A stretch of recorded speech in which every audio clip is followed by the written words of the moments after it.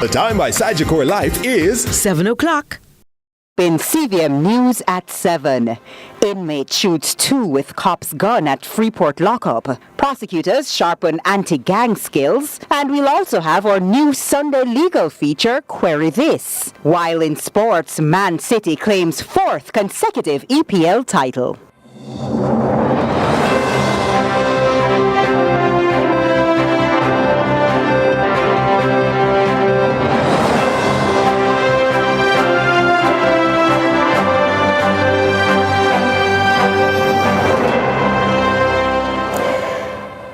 From Kingston, Jamaica, this is CVM News at 7, the weekend edition. It's Sunday, May 19, 2024. I'm TK Dawkins. Thanks for joining us. 2 inmates were shot at the Freeport lockup in St. James after an altercation led to an inmate disarming a policeman and opening fire. The incident occurred around 7 p.m. on Saturday during the 6 p.m. to 8 a.m. shift at the Montego Bay Police Station lockup. A dispute among 5 prisoners escalated into a physical fight, during which inmate Christopher Campbell was stabbed. Responding officers intervened, and while assisting Campbell, who was taken to an area where a police officer had left a firearm, Campbell seized the weapon. He forced an officer to open the cell block gate and then shot inmate Matthew Reed in the neck before firing several more rounds. Constable D. Sinclair was grazed by a bullet. A female officer nearby was unable to respond due to shock. However, another officer retrieved her firearm from her and shot Campbell in the upper body and foot, causing him to drop the weapon. The wounded Constable Sinclair, Reed, and Campbell were taken to Cornwall Regional Hospital for treatment. The Independent Commission of Investigations, INDICOM, and police crime scene officers began processing the scene past midnight. In a concerted effort to enhance the effectiveness of prosecuting anti-gang cases, a significant training seminar was held for prosecutors under the auspices of the National Integrity Action, NIA, in collaboration with the Faculty of Law at the UWMONA. The seminar aims to improve outcomes in anti-gang matters through advanced training and strategic development. Raheem White reports. Prosecution is a collaborative. The training session brought together prosecutors from across the country, providing them with crucial insights and updated methodologies to tackle gang-related crimes more effectively. The seminar featured several experts in the field of criminal justice and anti-gang legislation, offering participants a comprehensive understanding of the challenges and strategies in prosecuting gang activities. During the seminar, Professor Ali highlighted the alarming capacity of criminal organizations to destabilize society and erode adherence to the rule of law by disregarding legal and ethical norms. Apart from their use of violent crime to protect their turf, organized gangs also engage in financial crimes such as corruption and money laundering. And this is all in an attempt to cover their tracks and maintain their dominance. So we see that correlation between violent crimes and financial crimes, a very sinister one. Acting Director of Public Prosecution, Claudette Thompson, reminded the participants that after criminal organizations are charged for various offenses, prosecution will be ranked based on the severity of the offense given. We have prosecuted these gangs. I've been involved in 3, but we have not had much success. And I wish to put that ugly rumor to bed. We have had much success because we have seen to the conviction of the leadership of each gang that we have prosecuted. So where it is that people are prepared to look at the numbers and the numbers only, as a prosecutor, I stand here and I'm saying to you, you're not just to look at the numbers, look at the persons who have been convicted. When persons are indicted in these gang offenses, we place them on the indictment in the order of their importance. How much crime they've committed, the impact they have had, their position in the gang. The seminar marks a crucial step forward in strengthening the judicial response to gang violence and financial crimes in Jamaica by enhancing the skills and the knowledge of prosecutors. The NIA aims to ensure more effective legal actions against gang activities, ultimately contributing to a safer society. Raheem White, CVM News. Jamaica is bolstering its collaboration with Nigeria as part of designs to fortify the technical capacities of healthcare workers in the public sector system.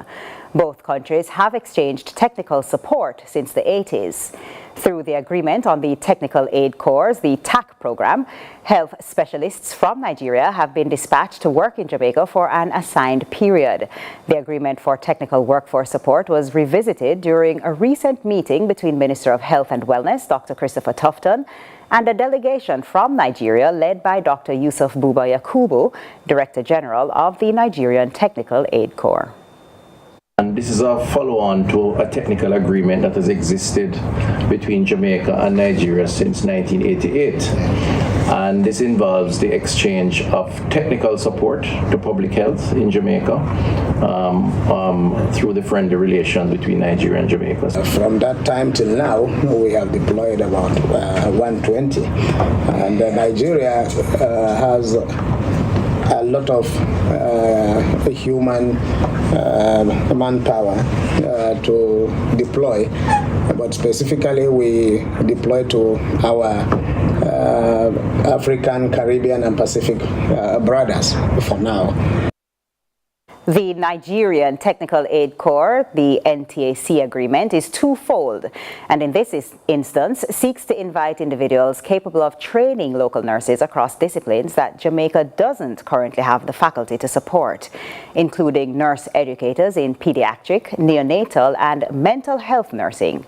Minister Tufton says the expectation is for those health specialists identified to be dispatched between 2024 and 2026.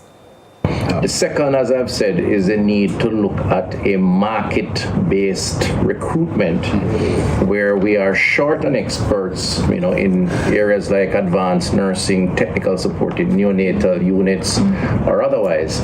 We are prepared to explore a market-determined recruitment of skill sets that you don't have, that you have a supply of, that we don't have in Jamaica, to give contracts for them to come here to work in our health system. And that is in keeping with the policy position that we're building out hospitals, building out health centers, expanding the cadre of labor, training more through the scholarship fund. But in the meantime, we also have to recruit because we know too that we supply. In a significant event held at the Caribbean Military Academy within the Jamaica Defense Forces Up Park camp, over 100 individuals took the oath of office as Justices of the Peace for St. Andrew on Saturday. The ceremony marked a pivotal moment in the ongoing efforts to bolster the judicial system and community leadership in Jamaica. Raheem White files this report. The ceremony, conducted by the Jamaica Defense Force, witnessed over 50 new Justices of the Peace taking their oath of office. The event was attended by dignitaries, family members, and well-wishers, celebrating the dedication of these individuals to uphold justice and integrity within the community. One and all, and for all you incoming Justices of the Peace, a special, special welcome. Congratulations to where you've reached so far. And at the end of the day, or the evening's proceedings, even bigger congratulations to you all. We can't wait to get you in our fold, to continue to build and make Jamaica the land God intended it to be. The newly commissioned Justices of the Peace were addressed by the Honorable Delroy Chuck, Minister of Justice. In his remarks, Minister Chuck emphasized the crucial role that these individuals will play in their communities. He charged them with the responsibility to uphold the highest standard of integrity and impartiality in their duties. Tell them no, I don't. This is a voluntary work. Very important for you to do so. Because at the end of the day, people will know that you're taking money. If you're dishonest, people will know. And I beg all of you, newly minted Justice of the Peace, from here on, try to live a life of honesty. Even if you weren't before. You're a JP, sir? Sign this for me. I don't know you. And they will abuse you. They will tell you about all of your parts. But you must be prepared to look at them and say, my integrity is such that I cannot help you, I don't know you. Very important for you to do that. And if anybody offers you money, please refuse it. Your integrity, your character is worth much more than the 5,000 or 10,000 they're giving you. The event underscored the commitment of the Ministry of Justice to strengthening the judicial framework by ensuring that communities are served by individuals of integrity and dedication. They are expected to act as vital links between the community and the judicial system, providing accessible justice and supporting the rule of law. Raheem White, CVM News. Stay with us, lots more to come after this break.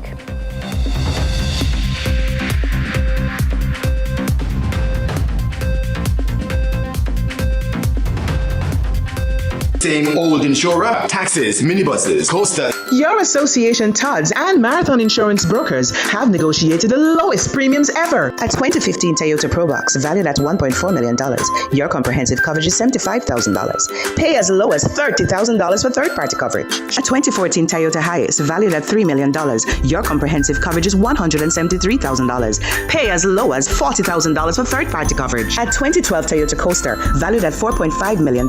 Your comprehensive coverage is $250,000. Pay as low as $77,000 for third-party coverage. Call your association today or call MIB Insure 876-929-1468. No worries. Big savings. Come rise with sunrise. From humble beginnings on Cumberland Road to Ensom City in Spanish Town to one of the highest offices in Jamaica, the Most Honorable Andrew Holness, Prime Minister, joins us on the couch for his first major sit-down of 2024. It's the recap and forecast for 2024 through his lens. And you know, it's sunrise, so breakfast just might be served. It's a sunrise exclusive that you don't want to miss. You've never seen a sunrise quite like this.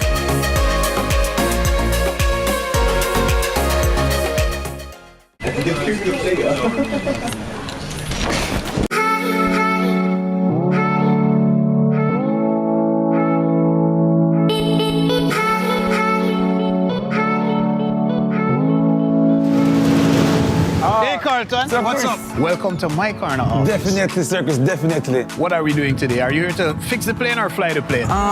Maybe a mixture of both, because as a top flight pilot, we can do both of them. Let me see your hands. Let me see your hands. Too clean for be a top flight pilot. All right, we can get things dirty. We can get it dirty.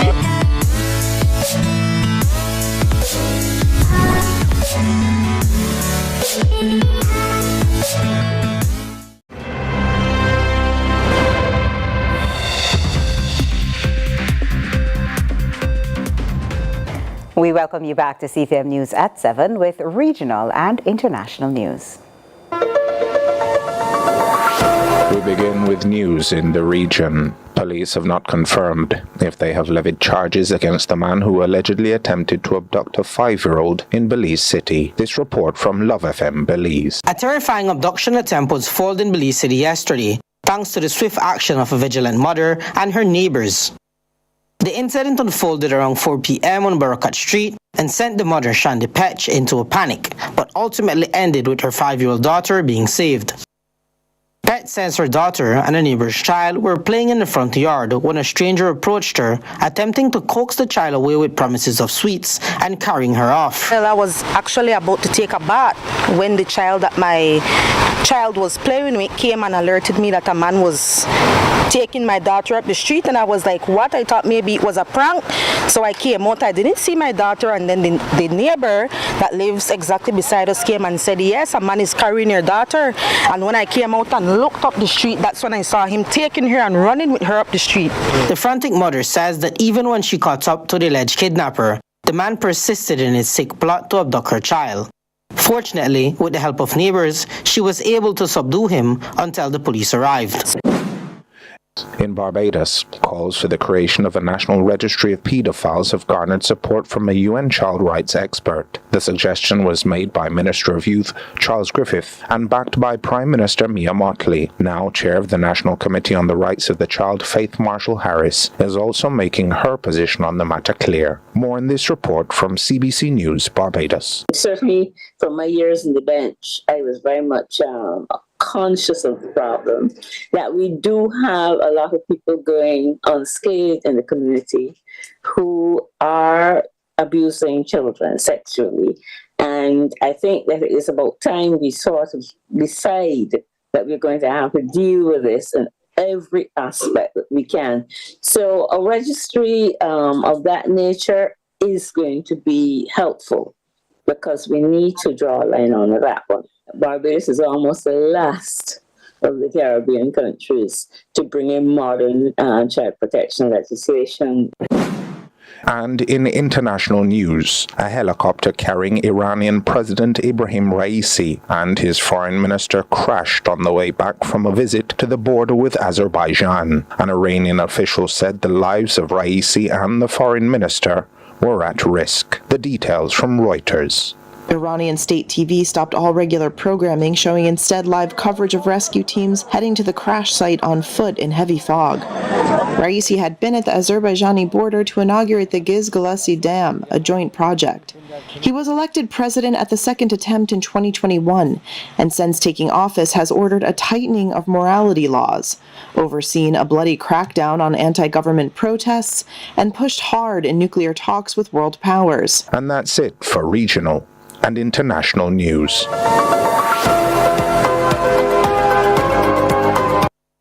And it's now time for the premiere of our new Sunday feature, Query This, with Natalia Clark. Query This. The police arrest dozens of people daily. Let's say you're one of those people.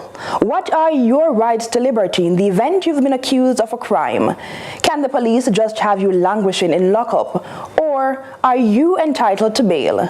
And under what circumstances can your bail application be considered?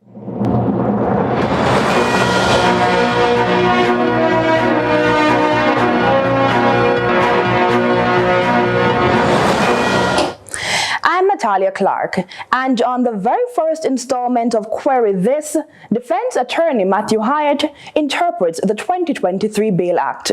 You can get bail pre-charge, meaning that once you are arrested and detained, bail can be considered within 48 hours.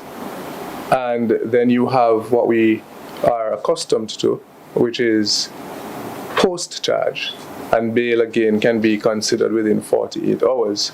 And thirdly, we have post-conviction, where bail again can also be considered pending the appeal.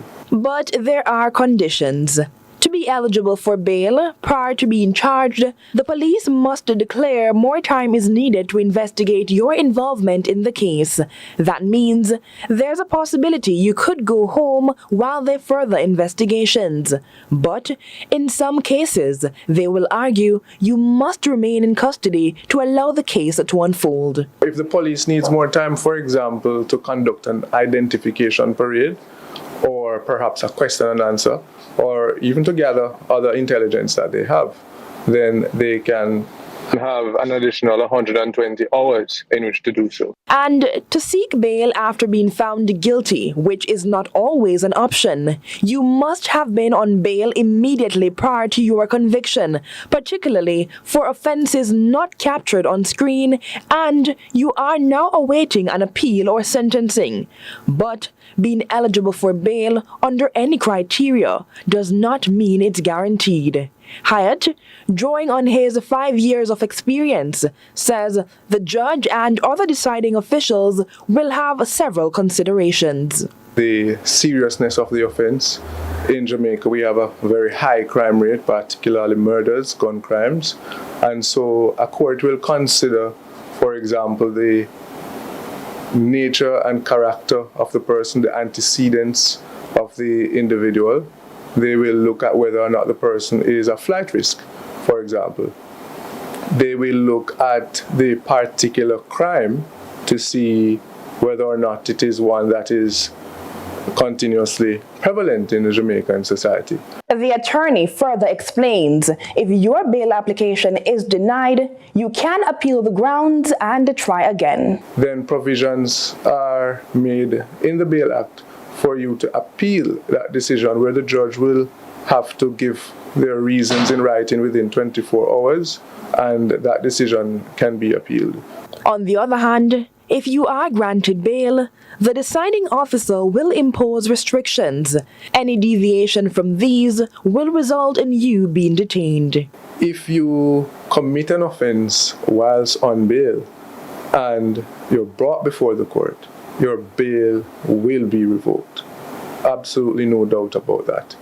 And once your bail is revoked, you are less likely to be given bail thereafter. Further to that, if you are granted bail prior to being charged, the police have 6 months to prefer charges, after which you are released unconditionally, unless another 6 months is requested and granted.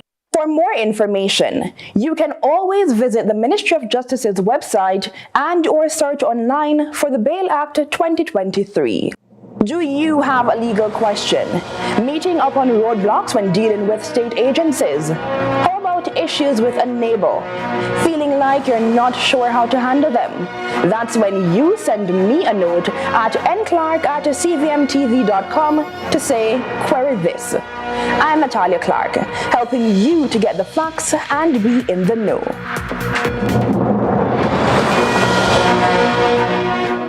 And it's time now for Small Biz Big Dreams with Andrew Laidley.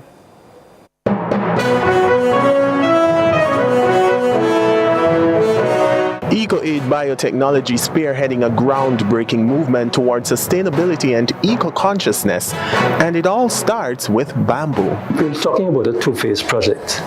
Phase one is a $2.5 million US investment in a plant to make cooking charcoal, activated charcoal, biochar as a soil additive, and from the byproducts of the process we get organic herbicide and pesticide. We also plan to do organic fertilizer and animal feed from local raw materials. The genesis of this transformative business concept can be traced back to a pivotal moment when a local minister voiced concerns about bamboo byproducts. It really started when I heard Minister Samuda talking about a substitute for local plastics and things that are harmful to the environment. So I started thinking about what I could do from local raw materials. And actually I first thought about making paper from bamboo. But when we looked at the investment, it would cost too much.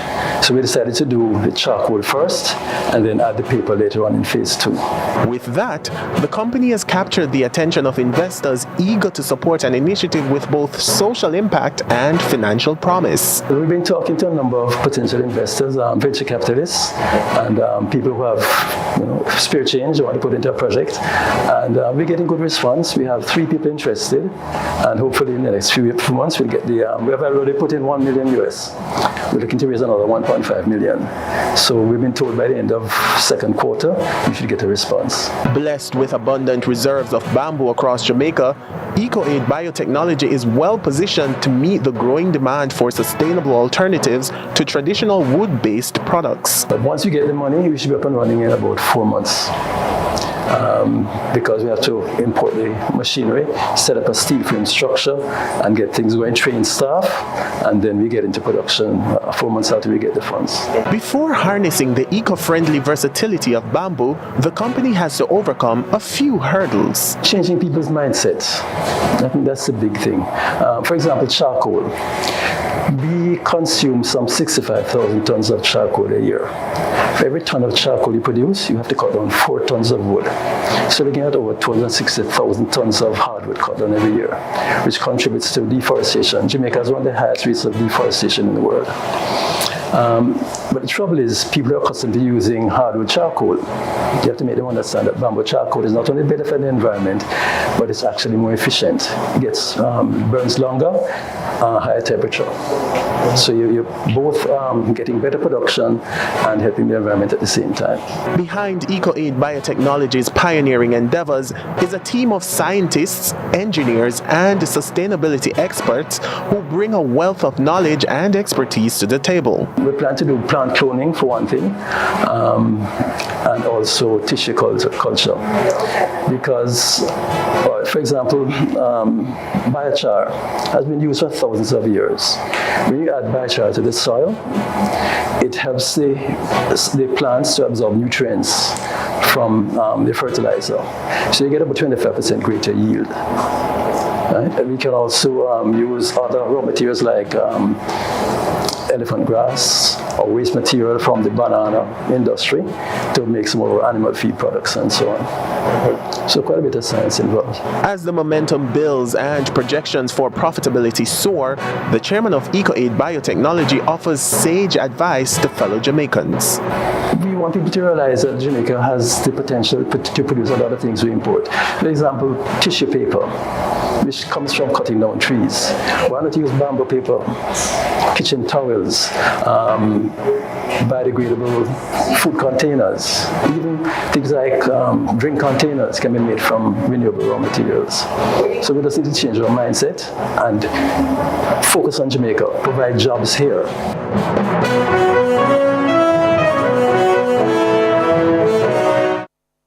Now, feelings of helplessness, vulnerability, loss of safety, and a loss of control can leave a child traumatized. Well, these experiences have the potential to leave psychological scars, resulting in consequences ranging from mild to severe, passive to active. For Inspire Jamaica, Curlin puts a name to the disorder. Reach out and touch somebody's hand. Make this world a better place if you can. Children and complex trauma. As the book suggests, there are so many variations to trauma. Trauma being an emotional shock that creates substantial, lasting damage to an individual's psychological development. But this author, Chuck Geddes, has dedicated his book to all the parents who work so hard to care for children who have come from such difficult places. Difficult places like being rejected. And one of the answers to that is secure attachment. Now, because secure attachment or bonding is characterized by feelings of trust and safety in relationships, for children to develop secure attachment, they need to be raised in an environment where they feel protected and seen. Bonding really, from the psychological perspective, speaks about attachment. And so that is the period, and generally it spans the life of a child, especially in the earlier years. It's very, very important. And sometimes after a mother would have a child, the doctor would say, ensure that you breastfeed. And it's not, breastfeeding is important, but it's the warmth, that closeness, which is very, very integral for the child and the child's development and feeling a sense of security and a sense of trust. So, take for example, here in Jamaica, we have children who are in state care. They are obviously deprived of that sort of attachment. In our program, we find that, and we have said it, that the best place to raise a child is within families. And hence why we have gotten involved in foster care. So our aim is really to recruit parents who are persons who have a lot of love to give.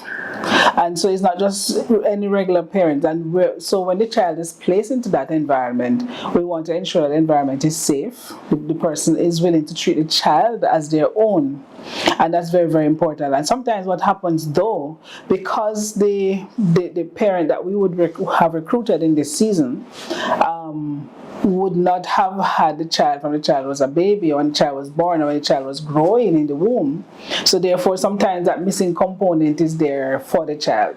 And we realize that there's so many things that we would overlook simply because we didn't get it the first time around.